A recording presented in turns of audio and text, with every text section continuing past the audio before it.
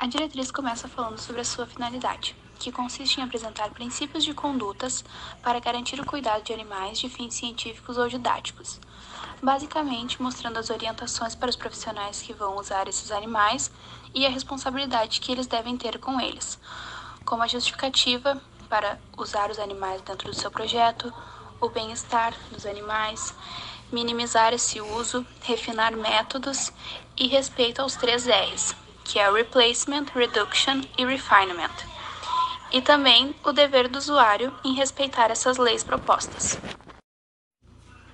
Essa diretriz abrange aspectos como a criação, cuidado, o uso de animais, as responsabilidades e o procedimento junto com eles. Também fala sobre os membros e as atividades que vão ser realizadas e a forma como, antes de ser realizado qualquer procedimento, deve haver uma aprovação prévia para animais pré- e pós-natal. Na terceira parte da diretriz são definidos alguns dos termos utilizados para melhor entendimento. Palavras como eutanásia, animais de produção, animal, bem-estar animal, biotério e dor são definidos de forma clara para o melhor aproveitamento da diretriz e para que qualquer pessoa que for ler consiga entender.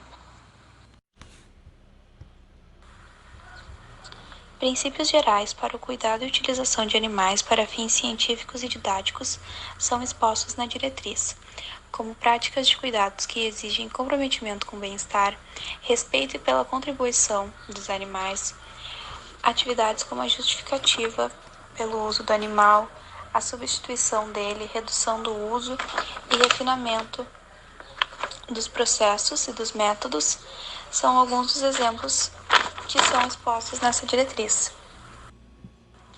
O uso de animais para fins científicos podem ser realizados quando são essenciais para obter informações relevantes para a compreensão da biologia humana e de animais, para a melhoria e manutenção da saúde, manejo e criação de animais e para objetivos educacionais que não têm como utilizar nenhuma outra prática nesse meio.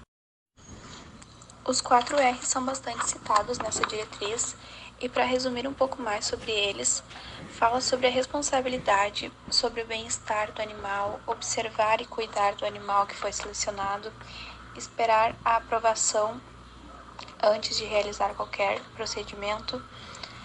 A substituição deve ser utilizado métodos alternativos validados antes de fazer essa troca.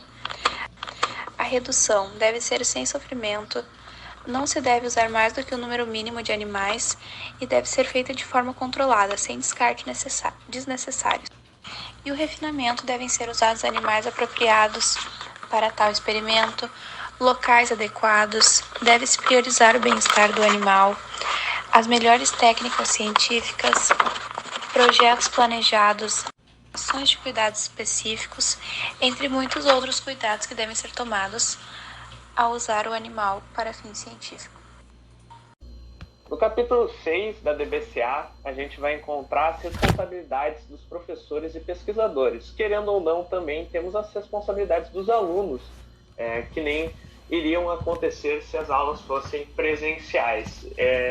Esse capítulo é dividido em 3 subcapítulos, vamos dizer assim. O geral, planejamento de projetos e conduta dentro desses projetos.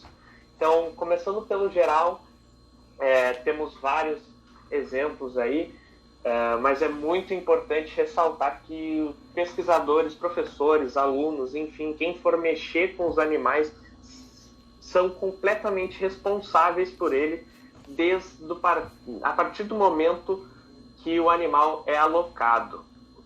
Tem que sempre assegurar a qualidade da equipe de supervisão, principalmente quando o animal vai passar a noite, ou passar...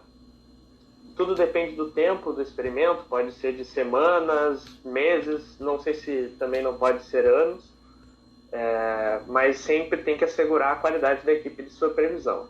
Nenhum experimento ocorre sem a aprovação da comissão de ética no uso dos animais, também é importante lembrar. Sempre tem que deixar meios de contato para caso de emergência, do animal passar mal ou estar sentindo uma dor tremenda, ou mesmo o risco de morte do animal, de acordo com a supervisão, né? Isso tudo depende. Partindo para o 6.2, o planejamento de projetos. Sempre que tu vai enviar um projeto para a CEUA, tu tem que considerar muitas questões. São muitas questões, mas eu vou dar alguns exemplos aí. Deve estar na tela essas questões, mas eu vou dar alguns exemplos. Eu vou ler alguns dos exemplos. Os benefícios obtidos com o uso do animal serão potencialmente maiores do que os impactos negativos sobre o seu bem-estar. As espécies de animais selecionadas são as mais apropriadas? O estado biológico, incluindo genético, nutricional, microbiológico e sanitário dos animais, está adequado? Essas e muito mais questões são levadas em consideração antes de começar um projeto, porque sempre no DBCA, ao longo desse vídeo, vocês estão vendo que eles priorizam muito que o animal esteja bem, o bem-estar do animal, que ele não sofra muita dor ou não sofra com estresse. E partindo para o 6.3, a conduta sobre a realização dos projetos, a gente tem muitas questões. A gente tem, principalmente, que a gente deve considerar que a dor seja similar à dor humana, que a gente seja o mais humanitário possível com o animal e que deve tomar medidas, todas as medidas possíveis, na verdade, para prever ou amenizar ou tirar a dor e o estresse do animal. O estresse é essa palavra que representa o extremo estresse do animal. O extremo estresse, o animal chegar a um estado péssimo, e que a gente pode ver isso de acordo com o comportamento dele. É sempre bom também conhecer o comportamento do animal, conhecer como esse animal fica tanto em seu habitat natural ou mesmo ele sendo doméstico mesmo. É importante conhecer o comportamento desse animal. Também temos ali o uso sequencial de animais para os fins científicos. O uso sequencial deles só pode ser autorizado se tu prever anteriormente para a CEUA que tu vai ter esse uso sequencial. Principalmente, tem que assegurar que vai ter ausência de dor, risco de morte. E aí sim o animal pode sim fazer uma sequência do projeto, participar de mais uma etapa do experimento científico. O ideal é que cada animal seja utilizado apenas uma vez por experimento. E aqui a gente tem alguns protocolos e os processos que prevêem a utilização sequencial, a dor ou de estresse para os animais e quaisquer potenciais efetivos cumulativos ou a longo prazo causados por procedimento prévio. Então a gente tem que ter várias preocupações na hora de fazer o uso sequencial desses animais. Também se tem a questão da duração das atividades científicas, onde o animal, por causa da dor e de estresse, tem que ser feitos os experimentos no menor tempo possível, para que se a gente for tirar esse animal de conforto, deixar ele nesse desconforto o menos tempo possível. Essa diretriz, a DBCA, preza muito pelo bem-estar e conforto do animal. É sempre bom lembrar. Aí temos também manejo, imobilização, confinamento de animais, que é sempre lembrando que o manejo tem que ser feito por pessoal capacitado, a equipe tem que ter qualidade. Também sobre o abate, coisa muito triste, mas que tem que ser falado, que tem que seguir todas as condições impostas no DBCA e que tem que ser em lugares silenciosos e longe dos outros animais. E também só pode ser aplicado por pessoal autorizado, né? Anestesia e cirurgia tem também que estar de acordo com a diretriz, e quando ocorre complicações na cirurgia onde tu tem que fazer a eutanásia, tu tem que abater o animal, ele tem que permanecer anestesiado, tem que sempre tentar deixar o animal com mais bem-estar possível, deixar ele melhor possível. A necrópsia também é importante falar, porque quando houver uma morte inesperada ou uma realização de eutanásia, é muito interessante realizar a necrópsia, muito interessante e obrigatório fazer a necrópsia para encontrar a causa da morte. O pós-operatório também temos, que não foi colocado, mas temos indução de tumores ou primatas que sempre tem que seguir as regras que foram faladas nessa diretriz.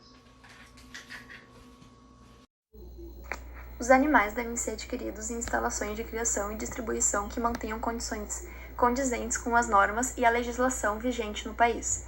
As condições de alojamento, práticas e procedimentos envolvidos no cuidado de animais nessas instalações de criação e alojamento devem ser aprovadas e monitoradas pela Comissão de Ética no Uso de Animais. Para animais obtidos de outros estados ou países, é necessário que o pesquisador, professor ou instituição que utiliza animais para fins científicos ou didáticos garantam as exigências da legislação vigente no Brasil. Algumas delas estão citadas abaixo. O transporte de animais pode causar estresse devido a fatores como confinamento e por isso deve ser feito com cuidado e atendendo às necessidades do animal, garantindo o bem-estar da espécie. Para isso, os meios de transporte devem conter algumas exigências, tais como segurança, material adequado para ninhos ou camas, alimento e água e garantir a proteção contra movimentos bruscos e de alterações climáticas extremas. Animais recém-adquiridos devem ser submetidos à quarentena e devem ser adequados ao ambiente antes do seu uso em um projeto ou protocolo. Animais que não se adaptarem satisfatoriamente não devem ser utilizados.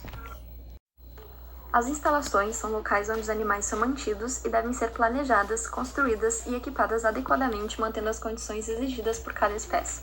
Elas podem ser áreas de encarceramento ao ar livre, abrigo, cercados, gaiolas e containers. A aquisição e criação de animais e seus alojamentos devem ser supervisionados por pessoas qualificadas que devem monitorar os sinais evidentes de dor, estresse e doenças, supervisionar o trabalho dos funcionários do setor, fazer intermediação entre pesquisadores, professores e funcionários, informar ao responsável qualquer problema adverso, garantir que os membros da equipe recebam e utilizem equipamentos de proteção individual e, quando pertinente, realizar POPs, garantir a qualidade do treinamento e o comprometimento dos membros da equipe com o trabalho desenvolvido, garantir as boas práticas de manejo e preparação profissional e, por último, garantir que os animais sejam identificados e que o descarte de cadáveres, carcaças e de lixo sigam as legislações vigentes. Os animais silvestres são extremamente protegidos pela lei e, portanto, todas as atividades que os envolvem precisam da aprovação prévia de uma comissão de ética no uso de animais e sua utilização em estudos deve ser obrigatoriamente durante um curto período. O uso de animais no ensino só é plausível com base em métodos e objetivos educacionais nos quais não existem alternativas de substituição ou quando as alternativas possíveis levarem à perda de qualidade na transmissão do conhecimento. A utilização de métodos alternativos em ensino deve ser estimulada e induzida pelas instituições e pela Comissão de Ética no Uso de Animais. São vetadas a indução de dor ou lesão aos animais apenas para demonstrar fatos biológicos já conhecidos. Além disso, a pessoa encarregada pelos alunos é responsável pelo cuidado, bem-estar e uso dos animais desde o início até o término da atividade e precisa garantir que os alunos sejam bem instruídos para que tenham cuidado e competência com os animais. Por fim, todas as instituições de ensino que utilizem animais para fins didáticos devem ter uma comissão de ética no uso de animais própria.